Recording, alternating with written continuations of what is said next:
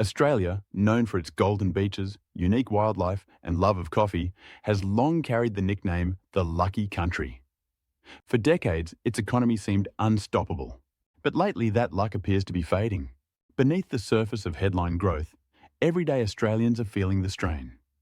While the overall economy is expanding, individuals are finding their personal finances under pressure. So, what's really going on?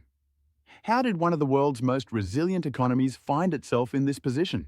Let's break it down. Australia hasn't experienced a traditional recession since the early 90s, if you set aside the brief pandemic downturn. Much of this resilience came from natural resources.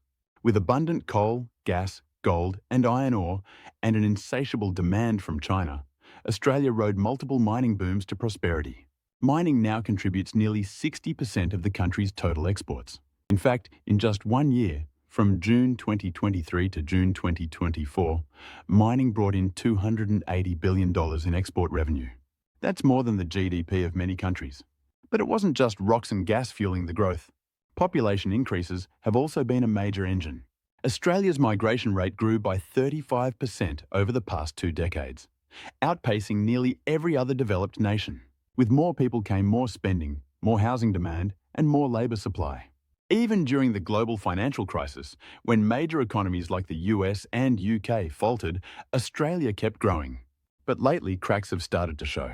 Meet Kim, a small cafe owner originally from Vietnam. She spent 6 months searching for an affordable 1-bedroom rental in Perth, only to face constant rejection. Long queues for inspections and fierce competition are now the norm. Kim's experience highlights a broader crisis: housing. Home prices have skyrocketed, with Sydney ranking just behind Hong Kong for unaffordability. Renters are also being squeezed, with rental costs at their highest levels since 2008. And it's not just shelter that's become expensive.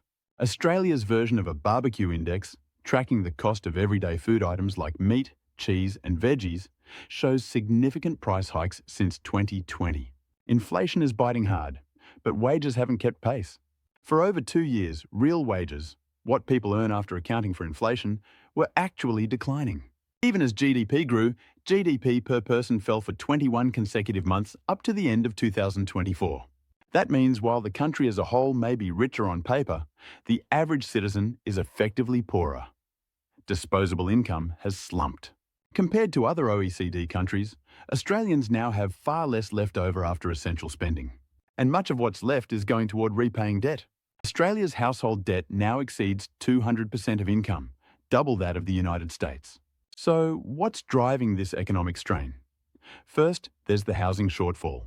Planning laws, land availability, and a lack of social and affordable housing created a bottleneck. Today, housing supply lags far behind demand. Second, there's productivity. In simple terms, productivity is how much we can produce with what we have.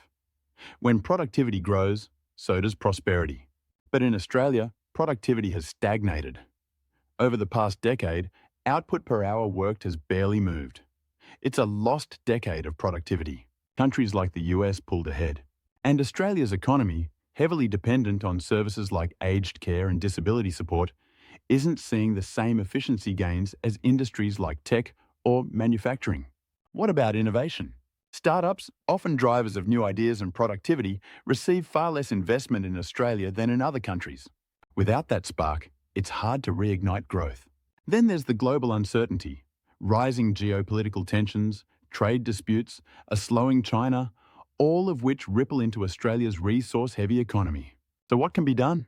The government has begun investing in green tech and advanced manufacturing, aiming to future-proof the economy. But analysts say the scale is still too small and more targeted action is needed. Solving the housing crisis is another top priority. Without enough affordable homes, both renters and potential buyers will continue to struggle. Australia still has a reputation for economic strength, but unless it can reverse its productivity slide and fix foundational issues like housing, that reputation may begin to erode. The lucky country might need more than luck to thrive in the years ahead.